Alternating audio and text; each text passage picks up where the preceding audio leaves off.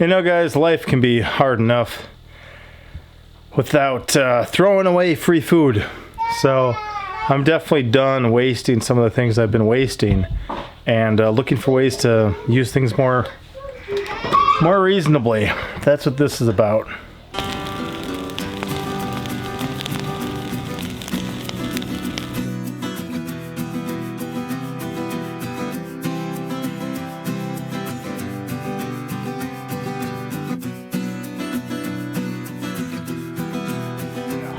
That's what I'm talking about. And that ain't the half of it.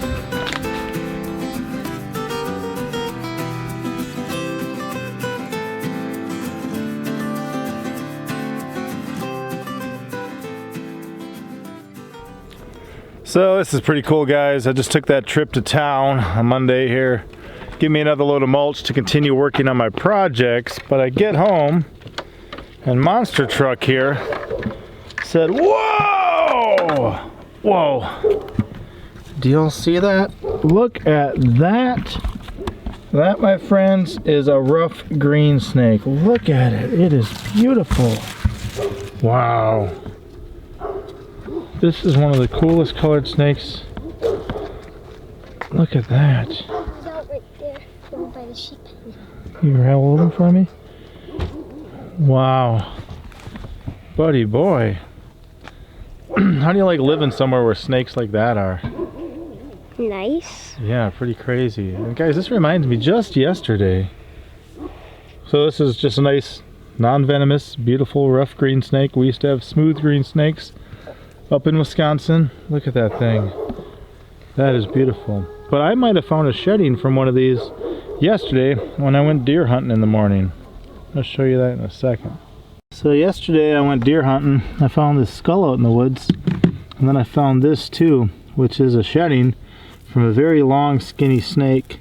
And this is not the whole thing, but here's the head, and then the body comes back, and here's another portion, but there is no end to it. So this would have been a very long, very narrow, very skinny snake, and I was thinking, you know what, I bet rough green snakes are out. And a monster truck just found that guy not too far away. Oh, that is so cool. What a creature. These are also very arboreal, meaning you'll find them in low-lying bushes, up in trees, stuff like that, but not a snake to worry about at all. So there you can see the color a little bit better with the black background. It was just being rather defensive and opening its mouth a minute ago. I got some pics.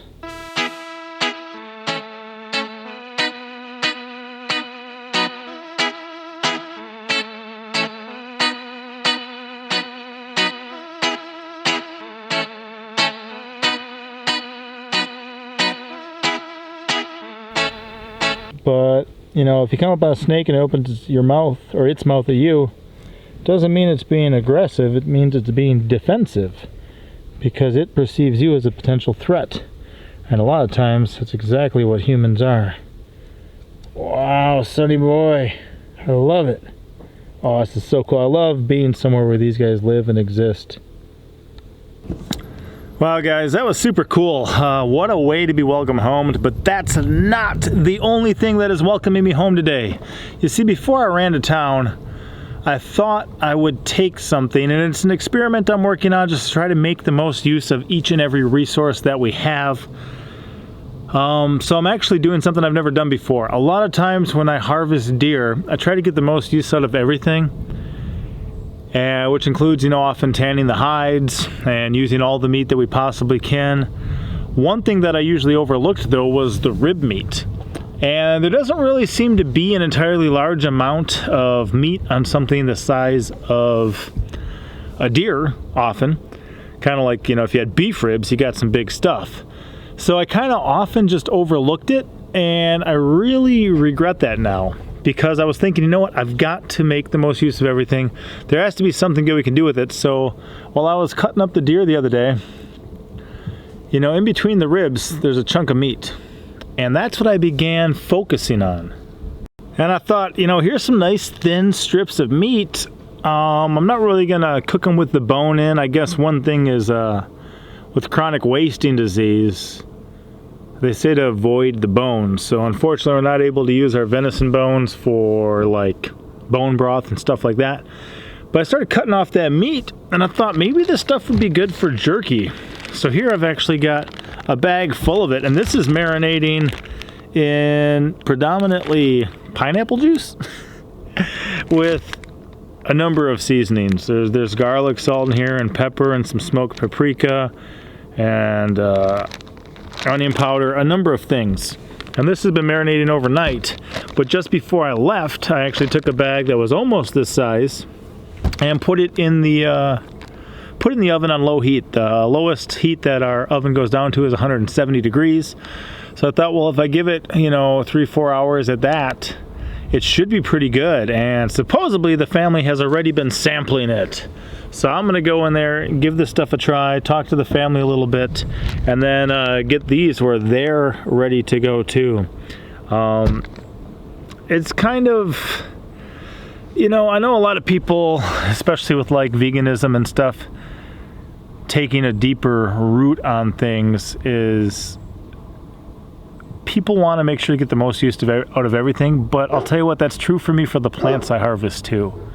I want to make sure that either I'm eating it, the animals are eating it, or we're composting it, or we're using it in some sort of way that everything is beneficial. I want to get the most use out of every resource, from rocks to trees to plants to animals. So the less waste I can have and the more we can use everything, kind of like when I started bow fishing, I'd bow fish these carp, we'd take the fillets off, the chickens would peck the carcasses clean, and then we were able to bury the bones and stuff in the garden, and every last bit of the whole thing got used. And in fact, we've got some stuff coming up where we're going to be using some of the bones and some of the scales from some of the fish that we harvest in an attempt to actually get more fish, which I've got a lot of planning to do, but I'm really looking forward to how this could potentially work out.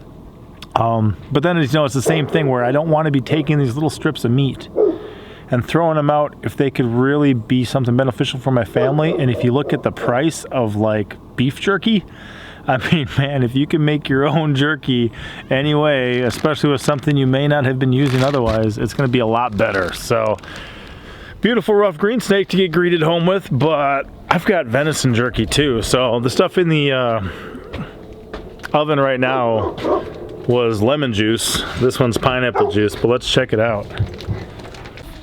Okay, so here we go, guys. This is a lot of this. Like here, this is just going to be one of the rib meats. Why is this not? There we go. So this is just going to be one of the rib meats from in between those ribs. There's a little bit of the deer fat in there too. That's why they're still glistening. But wow. Have you tried any of these yet? No. No? Do you want to? Yeah. Take a nibble off that and tell me what you think. Hot, but let's see. It smells good. See, it's just kind of hot.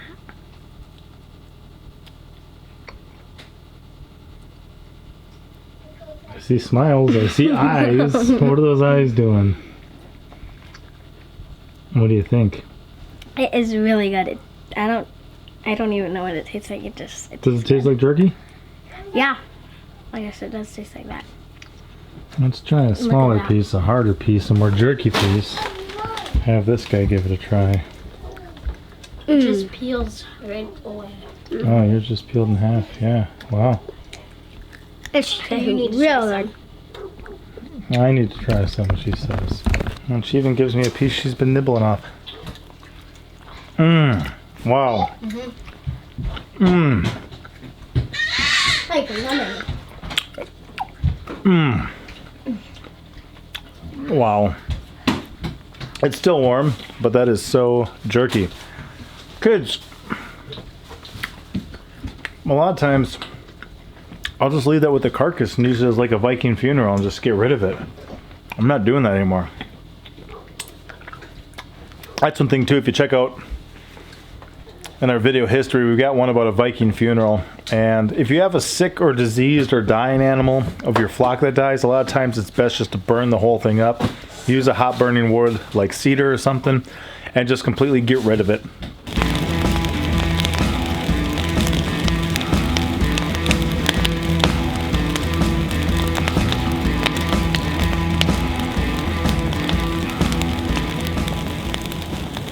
But even when you're harvesting healthy animals, burying is not always the best, especially if you live somewhere like we do where it's mostly rock and clay and you can't really dig in the soil. And if you leave the carcass sitting around at all, it's going to attract things like coyotes, vultures, raccoons. So what we do is we just like to have a Viking funeral. Gets rid of everything. The bones, by the time they're left, you can just crumble. And then much like the wood ash, that stuff can be added back to your garden and can be used too. I want another piece. Yeah. What'd you say? I wanted another piece. She wants another piece already.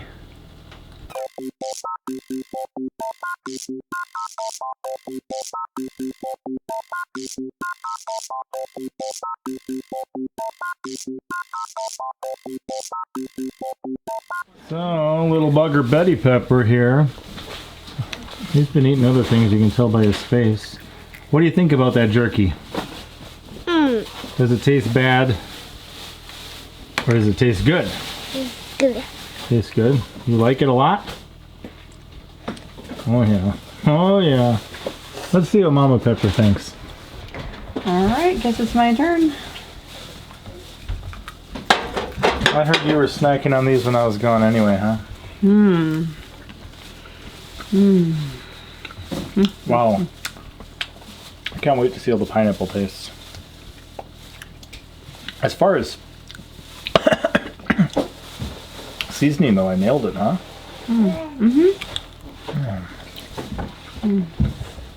Good. A lot of times I just burn this stuff. Can you see how much her face is hurt? I'm so sad. She's disappointed in me. No more. Very disappointed. I vow. No more. From now on, we're having deer rib, venison jerky whenever we're successful in a hunt. Deal? Sounds great to me. Deal. Wow, guys, I was trying to save some for a picture, but there's little hands and bigger hands that just keep running over here and grabbing all this. Let's get a cover image. I guess you can hold it for me, and I'll get a cover image.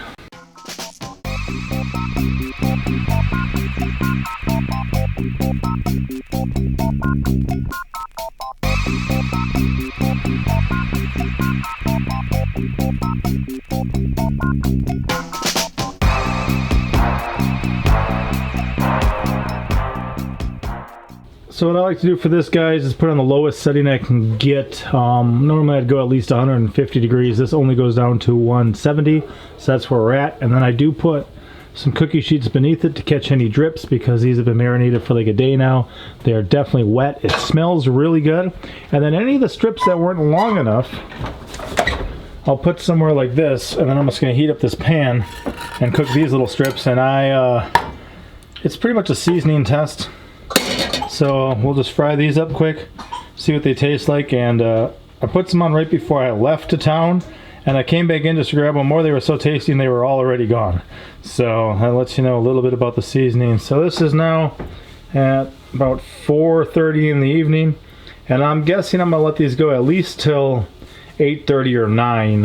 If I could go a little less on the temperature, I definitely would, but I really can't because that's as low as this one goes.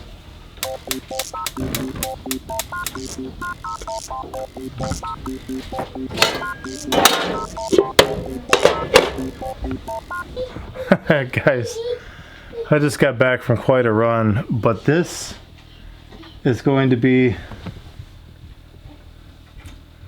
the pineapple venison jerky. Oh, it smells so good.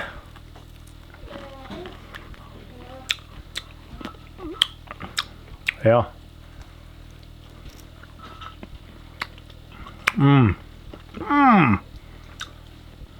Wow. That's a flavor explosion. I love that. So as in a lot of things, I hope that people are willing to learn from my mistakes when they see stuff like this. I mean, this was just a little bit of rib meat in between a couple of ribs. It's not very thick. It's not very big. We overlooked them before. I'm never doing that again.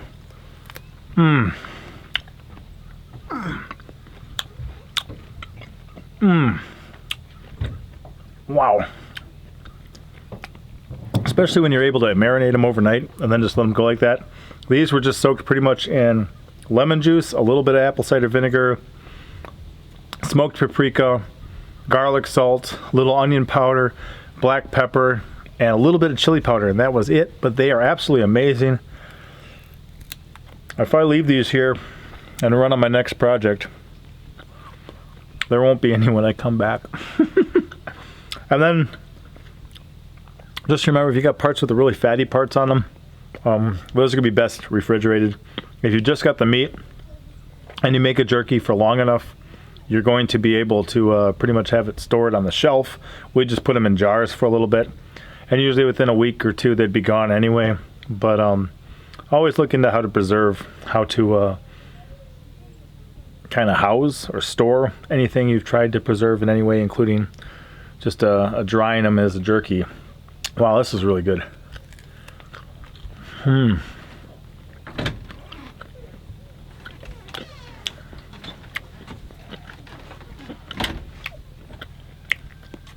And if I'm able to, before we gotta take off this weekend, I'm gonna see if I can get one more deer as well. I'm not sure if I can, but we're gonna try.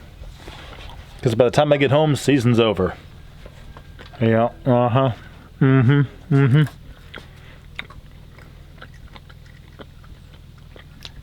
They sitting there and go, "Where did the plate go?" "Oh, it's outside. Let's go outside." So, all right, guys. We'll check you next time. Papa out.